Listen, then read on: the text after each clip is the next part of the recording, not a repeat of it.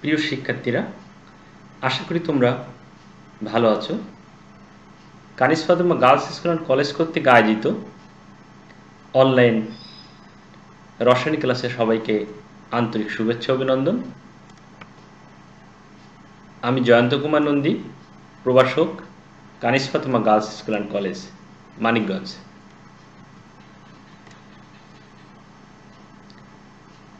সুপ্রিয় শিক্ষার্থীরা, তোমরা গত ক্লাসে আয়নিক বন্ধন সম্পর্কে জেনেছ, অর্থাৎ একটি ধাতব পরমাণু তার সর্বস্তর শক্তিস্তর থেকে এক বা একাধিক ইলেকট্রন অধাতব পরমাণুকে দান করায় ধাতব পরমাণু ধনাত্মক আয়নে এবং অধাতব পরমাণু ধাতুর ত্যাগকৃত ইলেকট্রন গ্রহণ করে ঋণাত্মক আয়নে পরিণত হয়। এই ধনাত্মক আয়ন এবং এই ঋণাত্মক আয়ন পরস্পরের মধ্যে স্থির বৈদ্যুতিক আকর্ষণ বলের মাধ্যমে আয়নিক বন্ধনের সৃষ্টি হয়।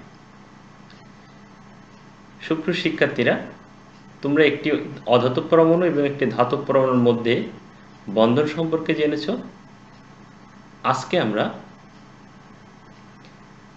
নবম ও দশম শ্রেণীর রসায়নের পঞ্চম অধ্যায়ের একটি মজার বিষয় নিয়ে আলোচনা করব। আশা করি ক্লাসটি তোমাদের ভালো লাগবে। তোমরা এখনই খাতা কলম নিয়ে বসে যাও এবং ক্লাসটি মনোযোগ সহকারে দেখার চেষ্টা করো। সুপ্রিয় শিক্ষার্থীরা, তোমরা ছবিতে কি লক্ষ্য করছো? অর্থাৎ ছবি দুটিতে তোমরা কি দেখতে পাচ্ছ? একটি ছেলে এবং একটি মেয়ে আপেল এবং কেক খাওয়ার চেষ্টা করছে। এখন প্রশ্ন হচ্ছে, এরা কিভাবে কেক খাচ্ছে বা আপেল খাচ্ছে? শেয়ারিং এর মাধ্যমে। ছাত্রীরা, তোমরা লক্ষ্য করো, দুইটি হাইড্রোজেন পরমাণু পরস্পরের মধ্যে কি করছে? অর্থাৎ দুইটি হাইড্রোজেন পরমাণু পরস্পরের সাথে কিভাবে যুক্ত হচ্ছে? হ্যাঁ, ঠিকই বলেছ, শেয়ারিং এর মাধ্যমে।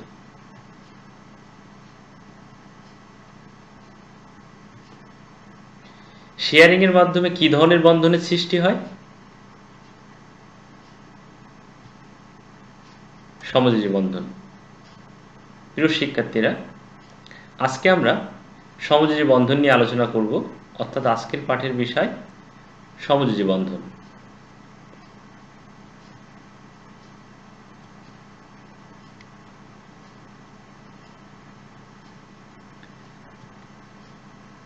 আজকে আমরা এই পাঠ শেষে কি শিখব একটু জেনে নিই। সমযোজী বন্ধনের সংজ্ঞা বলতে পারবে, বিভিন্ন সমযোজী অণুর বন্ধনের গঠন প্রক্রিয়া ব্যাখ্যা করতে পারবে।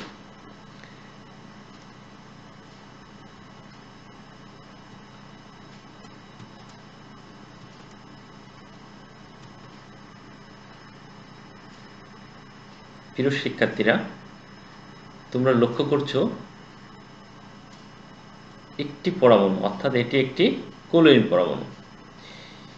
এই ক্লোরিন পরমাণুর একটু লক্ষ্য করো তোমরা। এই ক্লোরিন পরমাণুর electron বিন্যাসটা 1s2, 2s2, 2p6, 3s2, 3p5। অর্থাৎ ক্লোরিন পরমাণুর সর্বস্তর শক্তি স্তরে 7টি ইলেকট্রন বিদ্যমান। কয়টি ইলেকট্রন বিদ্যমান দেখো? 3s2, 3p5, অর্থাৎ 7টি ইলেকট্রন বিদ্যমান। তো এই ক্লোরিন পরমাণু কি হতে চায়? নিষ্ক্রিয় হতে চায়। অর্থাৎ প্রত্যেকটি পরমাণু বন্ধন গঠনের সময় সে নিষ্ক্রিয় হতে চায়। তাহলে এই ক্লোরিন পরমাণু নিষ্ক্রিয় হতে গেলে দেখো, ক্লোরিন তার সর্বস্তর শক্তি স্তরে 7টি ইলেকট্রন আছে, অর্থাৎ পার্শ্ববর্তী নিষ্ক্রিয় মৌল আর্গন ইলেকট্রন কাঠামো অর্জনের জন্য তার একটি ইলেকট্রন প্রয়োজন। এখন ক্লোরিন পরমাণু ইলেকট্রন ত্যাগ করবে না গ্রহণ করবে?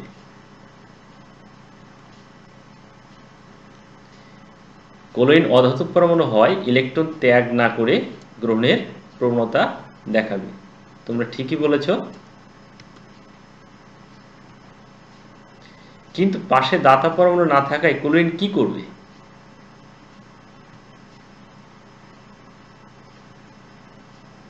নিকটবর্তী অধাতব পরমাণু থেকে ইলেকট্রন শেয়ারিং এর মাধ্যমে বন্ধন গঠন করবে।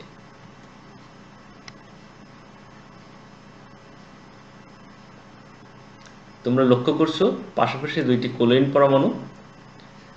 তো আমরা দেখি ক্লোরিন পরমাণু পরস্পরের মধ্যে কিভাবে বন্ধন গঠন করে। দেখো, ক্লোরিন পরমাণু তার সর্বস্তর শক্তি স্তরের একটি ইলেকট্রন শেয়ারের মাধ্যমে বন্ধন গঠন করার চেষ্টা করছে।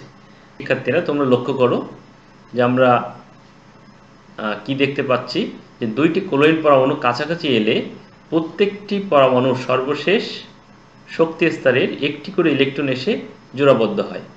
দেখো, একটি করে ইলেকট্রন পরস্পরের সাথে কি হয়েছে, জোড়াবদ্ধ হয়েছে, এবং ওই ইলেকট্রন জোড় উভয় পরমাণুর নিউক্লিয়াসের মাঝামাঝি অবস্থান করে। একে আমরা বলতে পারি যে ভাগাভাগি বা ইলেকট্রন শেয়ারিং। এর ফলে উভয় পরমাণু তাদের সর্ববহিস্থ শক্তি স্তরে অষ্টক পূর্ণ করে। কি করে? অষ্টক পূর্ণ করে। ফলস্বরূপ দুইটি ক্লোরিন পরমাণু নিউক্লিয়াসগুলো একে অপরের কাছ থেকে দূরে সরে যেতে পারে না, অর্থাৎ এরা এক ধরনের বন্ধনে আবদ্ধ হয়। এই বন্ধনটাকে আমরা বলবো সমযোজী বন্ধন। প্রিয় শিক্ষার্থীরা তোমরা লক্ষ্য করো, দেখো, একটি ক্লোরিন পরমাণু তার সর্বস্থির শক্তি স্তরে একটি ইলেকট্রন এবং অন্য একটি ক্লোরিন পরমাণু সর্বস্থির শক্তি স্তরে একটি ইলেকট্রন পাশাপাশি দেখো ইলেকট্রন শেয়ারিং এর মাধ্যমে বন্ধন গঠন করছে। এখানে তোমরা ইলেকট্রনটিকে ডট চিহ্ন লক্ষ্য করছো, কিন্তু ইলেকট্রনকে ক্রস চিহ্ন দ্বারাও প্রকাশ করা যায়। এবং তোমরা লক্ষ্য করছো ক্লোরিন পরমাণু দুটি ক্লোরিন পরমাণু পরস্পরের মধ্যে একটি বন্ধনে আবদ্ধ হয়েছে। এই বন্ধনটাকে আমরা বলছি সমযোজী বন্ধন, এবং এটাকে আমরা এইভাবে সরল রেখা দ্বারা প্রকাশ করতে পারি। আমরা লক্ষ্য করলে যে ক্লোরিন অণুতে সমযোজী বন্ধন কিভাবে গঠিত হয়। তো আমরা সংজ্ঞাটা জেনে নেওয়ার চেষ্টা করি। সমযোজী বন্ধন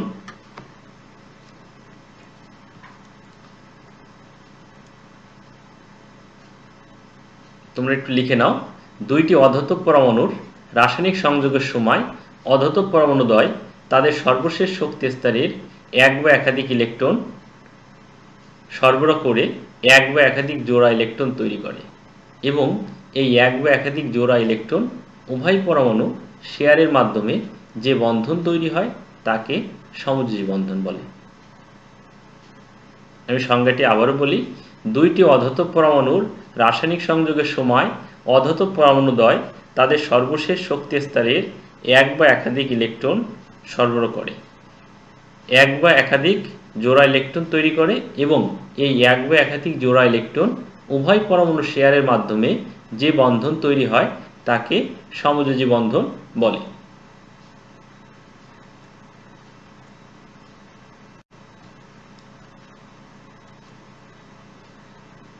এখন আমরা জানব অক্সিজেন অণুতে সমযোজী বন্ধন গঠন, অর্থাৎ অক্সিজেন অণুতে কিভাবে সমযোজী বন্ধন গঠিত হয় আমরা এবার শিখব।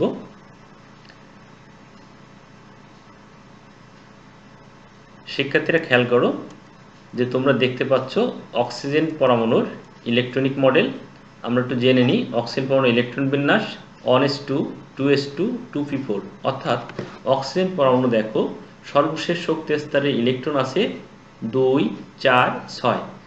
নিষ্ক্রিয় হতে গেলে, অর্থাৎ তার পার্শ্ববর্তী নিষ্ক্রিয় মৌল নিয়নের ইলেকট্রনিক কাঠামো অর্জনের জন্য তার ইলেকট্রন প্রয়োজন 2টি, অর্থাৎ 2টি ইলেকট্রন গ্রহণ করেই অক্সিজেন নিষ্ক্রিয় হতে পারবে। তাহলে আমরা অক্সিজেন পরমাণু নিষ্ক্রিয় হতে চাই, অর্থাৎ পার্শ্ববর্তী নিষ্ক্রিয় মৌল নিয়নের ইলেকট্রনিক কাঠামো অর্জন করতে চাই, তার জন্য অক্সিজেনের প্রয়োজন আরও 2টি ইলেকট্রন। লক্ষ্য করো, অক্সিজেন যদি আরেকটি অক্সিজেন পরমাণুর সাথে, অর্থাৎ তার পাশে আরেকটি অধাতব অক্সিজেন পরমাণুর সাথে যদি বন্ধন গঠন করার চেষ্টা করে, তাহলে দেখো কিভাবে বন্ধন গঠন করবে। শেয়ারের মাধ্যমে, অর্থাৎ শেয়ারিং এর মাধ্যমে অক্সিজেন পরমাণু তার সর্বস্তর শক্তি স্তরের 2টি করে ইলেকট্রন শেয়ারিং এর মাধ্যমে বন্ধন গঠন করবে। তো আমরা জেনে নিই যে কিভাবে বন্ধন গঠিত হয় এবং তার ইলেকট্রনিক মডেলের চিত্রটা তোমরা লক্ষ্য করছো যে অক্সিজেন পরমাণু শেয়ারিং এর মাধ্যমে অক্সিজেন অণু গঠন করছে। অর্থাৎ আমরা সাধারণভাবে বিক্রিয়াটি দেখতে পাই যে অক্সিজেন পরমাণু এবং দুটি অক্সিজেন পরমাণু পরস্পরের বিক্রিয়া করে অক্সিজেন অণু গঠন করছে। এই ক্ষেত্রে লক্ষ্য করো যে দুইটি অক্সিজেন পরমাণুর মধ্যে 2টি বন্ড অর্থাৎ বিদ্যমান, ডাবল বন্ড বিদ্যমান। তাহলে আমরা এখান থেকে বলতে পারি যে অক্সিজেনের সমযোজী বন্ধন সংখ্যা 2। যেহেতু অক্সিজেন দেখো দুইটি অক্সিজেন পরমাণু 2টি ইলেকট্রন মিলে দেখো একটি বন্ড এবং আরও 2টি ইলেকট্রন মিলে দেখো আরেকটি বন্ড। এইভাবে দেখো অক্সিজেন ডাবল বন্ড গঠন করে অর্থাৎ O2 অণু গঠন করে। তো তোমরা বইয়ের সাথে একটু মিলিয়ে নাও যে অক্সিজেন অণুতে সমযোজী বন্ধন। তোমরা বই বের করো এবং লক্ষ্য করো যে অক্সিজেন পরমাণু ইলেকট্রন বিন্যাস হলো 1s2 2s2 2p6। অক্সিজেন পরমাণুর সর্বশেষ শক্তি স্তরে নিষ্ক্রিয় গ্যাসে ইলেকট্রন বিন্যাস অপেক্ষা 2টি ইলেকট্রন কম আছে। এরূপ দুইটি অক্সিজেন পরমাণু কাছাকাছি এলে তাদের উভয় পরমাণুই নিষ্ক্রিয় গ্যাসের মতো ইলেকট্রন বিন্যাস অর্জন করে, অর্থাৎ সর্বশেষ শক্তি স্তরের 8টি ইলেকট্রন গঠন করে। ফলে তাদের মধ্যে অক্সিজেন ডাবল বন্ড অক্সিজেন সমযোজী বন্ধন গঠিত হয়। এক্ষেত্রে উভয় পরমাণু 2টি করে মোট 4টি ইলেকট্রন শেয়ার করায় সমযোজী বন্ধনের সংখ্যা হয় 2। তোমরা বিক্রিয়াটি ইতিপূর্বেই দেখেছো। তাহলে এইভাবেই মূলত অক্সিজেন অণুতে সমযোজী বন্ধন সৃষ্টি হয়। তাহলে তোমাদের প্রশ্ন আসতে পারে একটি অক্সিজেন অণুতে কি ধরনের বন্ধন বিদ্যমান ব্যাখ্যা করো। শিক্ষার্থীরা তোমরা প্রশ্নের উত্তরটি এভাবেই লিখতে পারবে যে অক্সিজেন অণুতে সমযোজী বন্ধন এখান থেকে শুরু করে বিক্রিয়া পর্যন্ত। তোমরা লক্ষ্য করছো 2টি হাইড্রোজেন পরমাণু দেখো পরস্পরের মধ্যে কিভাবে সমযোজী বন্ধন গঠন করে। এই হাইড্রোজেন পরমাণু তার পার্শ্ববর্তী নিষ্ক্রিয় মৌল হিলিয়ামের ইলেকট্রনিক কাঠামো অর্জনের মাধ্যমে সে নিষ্ক্রিয় হতে যায়, যার কারণে হাইড্রোজেন তার সর্বস্তর শক্তি স্তরে যেহেতু একটি ইলেকট্রন আছে, হাইড্রোজেন কখনোই তার সর্বস্তর শক্তি স্তর থেকে একটি ইলেকট্রন সে ত্যাগ করবে না, কারণ হাইড্রোজেনের পার্শ্ববর্তী নিষ্ক্রিয় মৌল হিলিয়ামের ইলেকট্রনিক কাঠামো অর্জনের জন্য তার আরও একটি ইলেকট্রন প্রয়োজন। তখন সে গ্রহণ করার চেষ্টা করবে, আর গ্রহণ করতে না পারলে সে কি করবে, শেয়ার করবে। তো দেখো এইভাবেই 2টি হাইড্রোজেন পরমাণুর মধ্যে সমযোজী বন্ধন গঠিত হয়। তোমরা লক্ষ্য করছো পরমাণু পরস্পরের মধ্যে ইলেকট্রন শেয়ারের মাধ্যমে সমযোজী বন্ধন গঠন করছে। তাহলে আমরা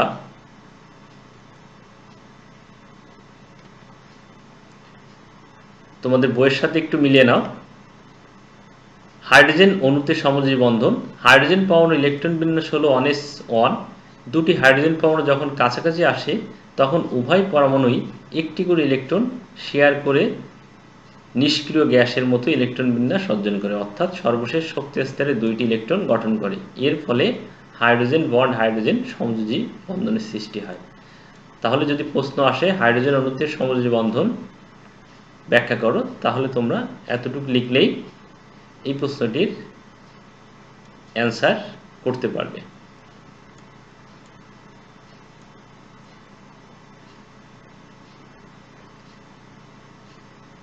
প্রিয় শিক্ষার্থীরা তোমরা লক্ষ্য করছো যে একটি অক্সিজেন পরমাণু এবং 2টি হাইড্রোজেন পরমাণু। তো একটি অক্সিজেন এবং 2টি হাইড্রোজেন পরমাণু পরস্পরের সাথে বিক্রিয়া করে তোমরা জানো যে পানির অণু গঠন করে। তাহলে দেখো এই পানির অণু গঠনের ক্ষেত্রে কি করছে, অক্সিজেনের সর্বস্তর শক্তি স্তরে ইতিপূর্বে আমরা দেখলাম যে 6টি ইলেকট্রন আছে। 2টি হাইড্রোজেন পরমাণু থেকে একটি করে ইলেকট্রন দেখো শেয়ার করে অক্সিজেন পরমাণু অষ্টক পূর্ণ করছে, 2 4 6 8।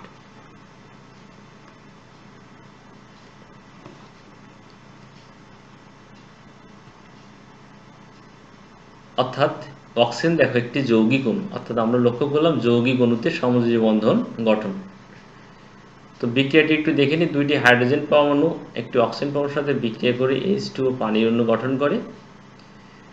তো আমরা বইয়ের সাথে একটু মিলিয়ে নেওয়ার চেষ্টা করো যে এতক্ষণ আমরা একই অধাতব পরমাণু দ্বারা গঠিত অণু তথা মৌলিক অণুর মধ্যে সমযোজী বন্ধন দেখলাম।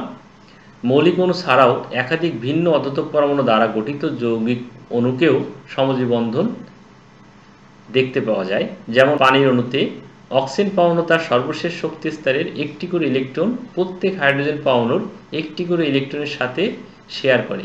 এভাবে দুইটি OH বন্ড সমযোজী বন্ধনের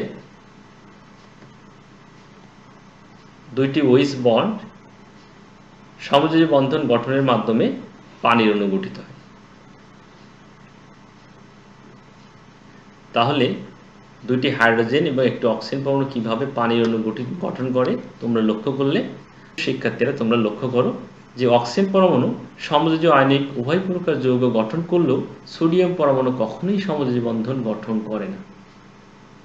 তোমরা ইতিপূর্বেই দেখেছো যে অক্সিজেন পরমাণু ইলেকট্রন আদান প্রদানের মাধ্যমে, অর্থাৎ অক্সিজেন পরমাণু তার সর্বোচ্চ শক্তি স্তরের ইলেকট্রন আছে 6টি, সে 2টি ইলেকট্রন গ্রহণের মাধ্যমে সে আয়নিক যৌগ গঠন করার চেষ্টা করে বা আয়নিক যৌগ গঠন করে এবং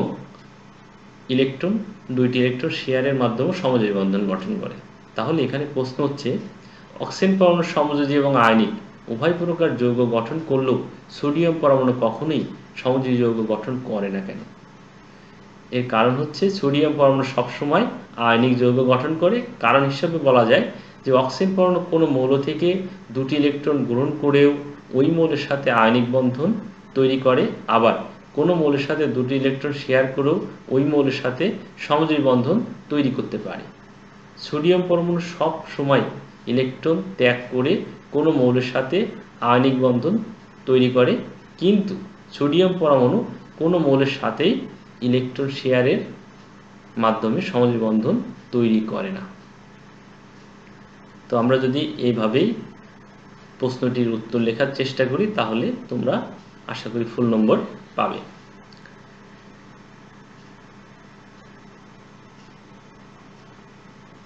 তবে এই ক্ষেত্রে তোমরা ইলেকট্রনিক মডেলের চিত্র দিয়ে ব্যাখ্যা করার চেষ্টা করবে। সমযোজী বন্ধন বিশিষ্ট মৌলিক পদার্থের অণুকে সমযোজী অণু তোমরা লক্ষ্য করো যে nitrogen, oxygen, chlorine, bromine, iodine এগুলো সবই হচ্ছে সমযোজী অণু এবং সমযোজী বন্ধন বিশিষ্ট যৌগকে সমযোজী যৌগ অণু বলা হয়। যেমন methane, carbon dioxide, hydrogen chloride, ammonia ইত্যাদি এগুলো সবই হচ্ছে সমযোজী যৌগ অণু। প্রিয় শিক্ষার্থী, এখন তোমরা খাতা কলম বের করে একটি একক কাজ লিখে নাও যে উদ্দীপকের অণুটিতে কোন ধরনের বন্ধন বিদ্যমান ব্যাখ্যা করো। অর্থাৎ তোমরা লক্ষ্য করছো উদ্দীপকের অণুটি হচ্ছে অক্সিজেন। তো এই অক্সিজেন অণুতে কোন ধরনের বন্ধন বিদ্যমান ব্যাখ্যা করো। আশা করি তোমরা প্রশ্নটির উত্তর লিখতে পারবে। প্রিয় শিক্ষার্থীরা, এখন তোমাদের কাছে কিছু ছোট ছোট প্রশ্ন করব, তোমরা উত্তরগুলো দেওয়ার চেষ্টা করো। প্রথম প্রশ্ন, ক্লোরিন পরমাণুর নিকটবর্তী নিষ্ক্রিয় মৌলের নাম কি? হ্যাঁ, তোমরা ঠিকই বলেছ, আর্গন। দ্বিতীয় প্রশ্ন, নিচের কোনটি যৌগিক সমযোজী অণু? হ্যাঁ, এটি হচ্ছে হাইড্রোজেন ক্লোরাইড। তৃতীয় প্রশ্ন, নিচের কোনটি সালফার অণুর সংকেত? S8। দেখো, পানির অণুতে কয়টি সমযোজী বন্ধন বিদ্যমান? 2টি সমযোজী বন্ধন বিদ্যমান। এছাড়া তোমরা বলতে পারবে যে অক্সিজেন অণুতে কয়টি সমযোজী বন্ধন বিদ্যমান? হ্যাঁ, এখানেও 2টি সমযোজী বন্ধন বিদ্যমান। প্রিয় শিক্ষার্থীরা, এবার দুটি বাড়ির কাজ লিখে নাও। প্রথম প্রশ্ন, উদ্দীপকের বি পরমাণুটি সমযোজী এবং আয়নিক উভয় যৌগ গঠন করলেও এ পরমাণুটি কখনোই সমযোজী যৌগ গঠন করে না কেন? ব্যাখ্যা করো। দ্বিতীয় প্রশ্ন লেখো, উদ্দীপকের সি যৌগটি একটি সমযোজী যৌগ, ব্যাখ্যা করো। তোমরা বাড়ির কাজ দুইটি ঠিকমতো লিখে আমাকে কমেন্ট করবে। শিক্ষার্থীরা, আজকে এই পর্যন্তই। আবার আগামী ক্লাসে দেখা হবে। সবাই ভালো থাকো, সুস্থ থাকো, নিরাপদে থাকো। সবাইকে ধন্যবাদ।